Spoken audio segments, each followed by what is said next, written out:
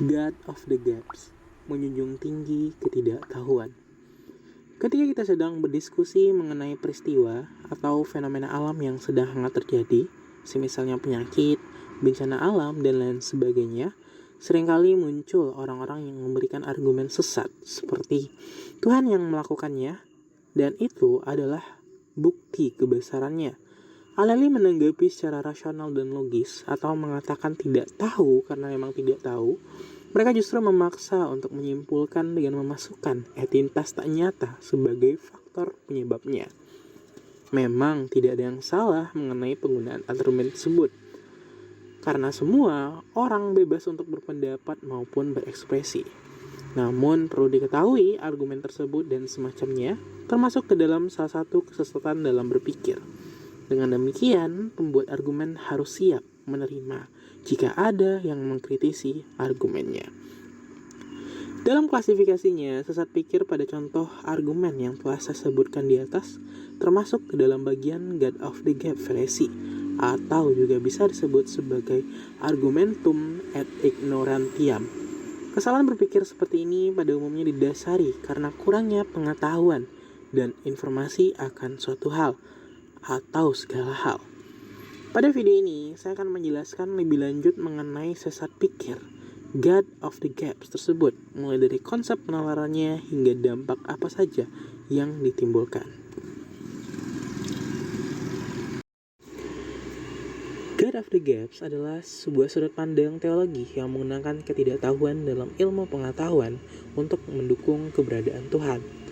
Sederhananya, sesuatu yang tidak dapat atau belum dapat dijelaskan oleh sains dan logika pasti dihubungkan dengan mukjizat, kebesaran, atau keberadaan Tuhan.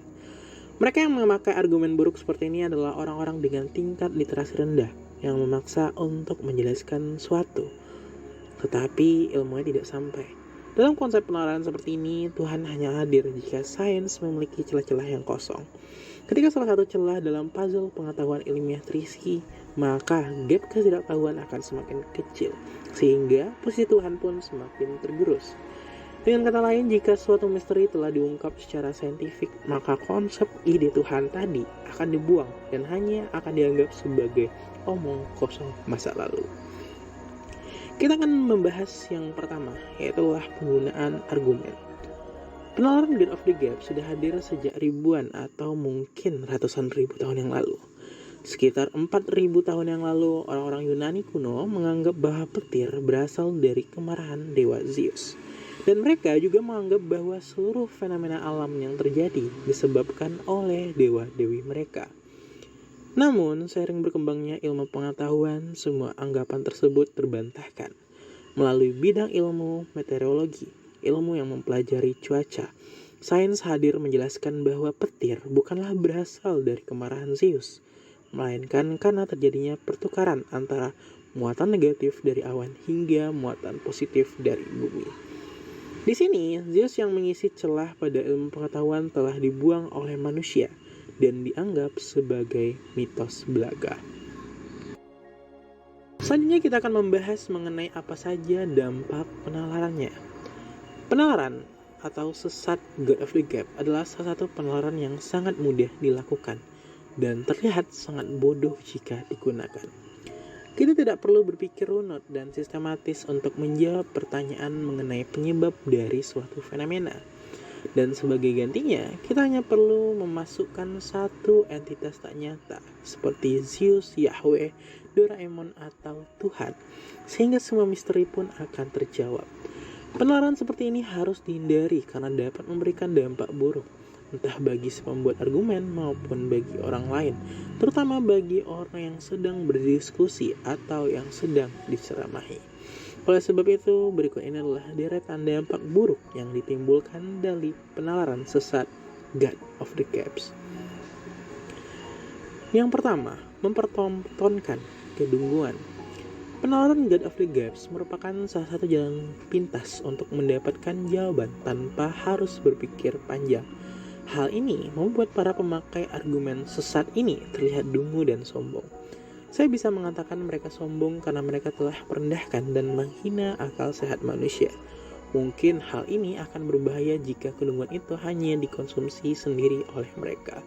Namun yang dikhawatirkan adalah ketika mereka menyebarkan metode kedunguannya tersebut. Yang kedua, membuat Tuhan terlihat lemah. Dalam penalaran God of the Gaps, Tuhan hanya digunakan untuk mengisi lubang kosong pada ilmu pengetahuan. Ketika lubang tersebut sudah ditambal oleh penemuan saintifik, maka posisi Tuhan akan semakin menyusut, sehingga semakin sedikit ruang baginya untuk menetap. Hal ini akan membuat kedudukan Tuhan terlihat sangat lemah, dan juga menyebabkan si pembuat argumen semakin sulit untuk berapologetika, membela iman. Melihat model penalaran seperti ini akan memunculkan satu pertanyaan baru di benak kita. Jika semua celah telah ditambal, mau ditaruh di mana posisi Tuhan? Dampak yang ketiga yaitu menghambat perkembangan ilmu pengetahuan. Bayangkan jika para ilmuwan mengambil pendekatan virus corona diturunkan oleh Tuhan, maka dari itu kita harus memohon kepadanya untuk menghentikan virus ini. Kira-kira apa yang akan terjadi dengan dunia? Mungkin peradaban manusia akan mundur ribuan tahun ke belakang. Angka harapan hidup manusia akan turun drastis karena tidak ditemukannya vaksin.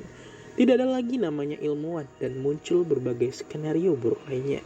Penalaran seperti ini jelas berdampak buruk dan menghambat kemajuan ilmu pengetahuan. Bukannya berkembang dengan terus mencari penyebab nyata dari suatu masalah serta menemukan solusinya, justru malah merasa puas dengan jawaban yang sangat delusional. Dampak yang terakhir yaitu menghentikan diskusi. Seseorang yang menggunakan argumen God of the Gaps umumnya sudah menganggap jawabannya sebagai kebenaran mutlak, tidak bisa diganggu-gugat. Jika diskusi dilanjutkan, yang ada hanya menimbulkan masalah baru dan memulai debat kusir yang tidak akan kunjung selesai. Memang masih banyak pertanyaan-pertanyaan di dunia ini yang belum terjawabkan. Seperti apa yang terjadi sebelum Big Bang, atau dari mana kehidupan berasal, atau siapa dalang dari pembunuhan Munir, ataupun pertanyaan-pertanyaan lainnya.